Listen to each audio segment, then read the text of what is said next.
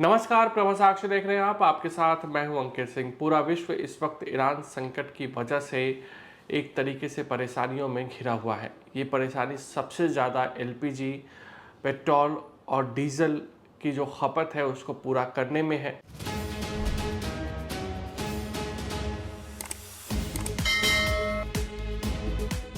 भारत में भी इसको लेकर चर्चाएं तो ज़रूर है, लेकिन ये भी है कि भारत में 5 राज्यों में चुनाव हो रहे हैं और उसकी भी चर्चा खूब हो रही है। चूँकि दिल्ली में भी संसद का सत्र चल रहा है, इसलिए इन 5 राज्यों में चुनावी तापमान जो है वो अपने चरम पर नहीं पहुंचा है, लेकिन कहीं ना कहीं केरल, तमिलनाडु, असम और पश्चिम बंगाल में सबकी निगाहें हैं।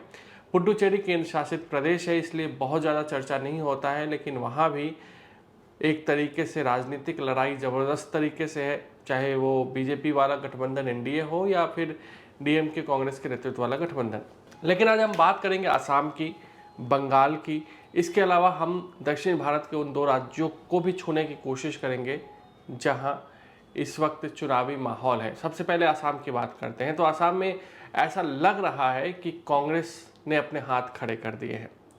हम इसलिए इस तरह की बातें कर रहे हैं क्योंकि जिस तरीके से एग्रेसिव कैंपेन हिमंता बिस्वा शर्मा कर रहे हैं, जिस तरह से वो कांग्रेस के जो पुराने नेता हैं उनको तोड़ने की कोशिश कर रहे हैं, जिस तरीके से हिमंता बिस्वा शर्मा कांग्रेस के कद्दावर नेताओं को पार्टी में शामिल करा रहे हैं, उससे साफ तौर पे लग रहा है कि कांग्रेस प्रियंका गांधी को वहाँ पर एक तरीके से तैनात करके फ्रंट फुट पर खेलने की उसने कोशिश ज़रूर की थी, लेकिन जो गुगली और जो बाउंसर्स अगर हिमंता बिस्वा शर्मा की ओर से जो फेंके गए, उसने कांग्रेस को कहीं ना कहीं एक तरीके से मजबूत होने का मौका नहीं दिया। और कांग्रेस की कई रणनीतिक चूक भी असम में हुई है, चाहे टिकट बंटवारे को लेकर कहें या नेताओं के चयन को लेकर कहें या अत्यधिक एक तरीके से गौरव गोगोई पे विश्वास करने का भी नतीजा इसको मान सकते हैं, क्योंकि जो नेता भी अब तक पार्टी से छोड़ कर गए हैं वो सभी गौरव गोगोई पर भी निशाना साध रहे हैं। इसके अलावा पश्चिम बंगाल एक तरीके से भाजपा के लिए बड़ी परीक्षा है। वर्तमान में जो सर्वे आ रहे हैं उसमें टीएमसी आगे ज़रूर है, लेकिन बीजेपी खामोशी से एक तरीके से चुनावी रणनीति तैयार करती है।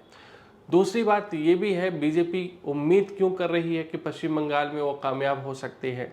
तो पश्चिम बंगाल को लेकर कहा जा रहा है कि जिस घर में टीएमसी का झंडा है, ऐसा ज़रूरी नहीं है कि उस घर का वोट जो है वो टीएमसी को जाए, क्योंकि टीएमसी और टीएमसी के कार्यकर्ताओं की वजह से जो बीजेपी के कार्यकर्ता हैं या बीजेपी को जो वोट देने की चाहत रखते हैं, वे लोग भी टीएमसी का झंडा लगा लेते हैं ताकि हमें कोई परेशान न करे।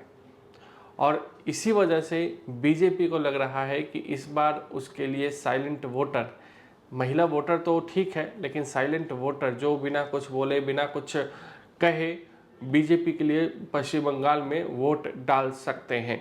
अब देखना होगा कि पश्चिम बंगाल में किस तरीके से राजनीति होती है, लेकिन ममता बनर्जी स्थानीय कार्ड यानी कि बंगाली अस्मिता का कार्ड खेलना शुरू कर दिया है।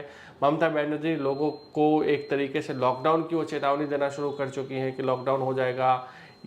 तमाम बातें वो कह रही हैं, वो कोविड का लॉकडाउन की बात ला रही हैं, नोटबंदी के समय का बात ला रही हैं, लेकिन पश्चिम बंगाल में कांटे की लड़ाई बीजेपी और तृणमूल कांग्रेस दोनों ओर से लड़ने की तैयारी है। अब अगर हम दक्षिण भारत की ओर चले तो केरल में एलडीएफ और यूडीएफ है।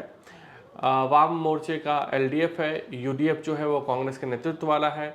कांग्रेस को इस बार कहीं से भी उम्मीद हो या ना हो, केरल से बहुत ज़्यादा उम्मीदें हैं, लेकिन कांग्रेस के लिए सबसे बड़ी चुनौती केरल में गुटबाजी है, चाहे वो सतीशन का गुट हो या आप मान के चलिए शशि थरूर का गुट या केसी वेणुगोपाल का। अगर गुटबाजी होगी तो कांग्रेस के लिए केरल मुश्किल हो सकती है। अगर हम तमिलनाडु की बात करें तो तमिलनाडु में कुछ चीज़ें ऐसी हैं जिससे डीएमके को लेकर एक तरीके से चुनौतियों का सामना करना पड़ रहा है।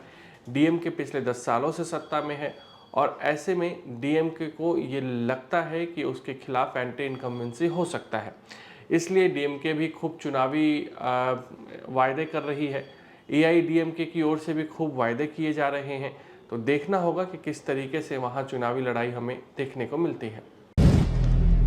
अगर आप भी लेना चाहते हैं देश दुनिया की तमाम जानकारी तो आज ही सब्सक्राइब करें हमारे चैनल को। साथ ही नीचे दिए बेल आइकन को जरूर दबाएं ताकि हर अपडेट आप तक पहुंच सके।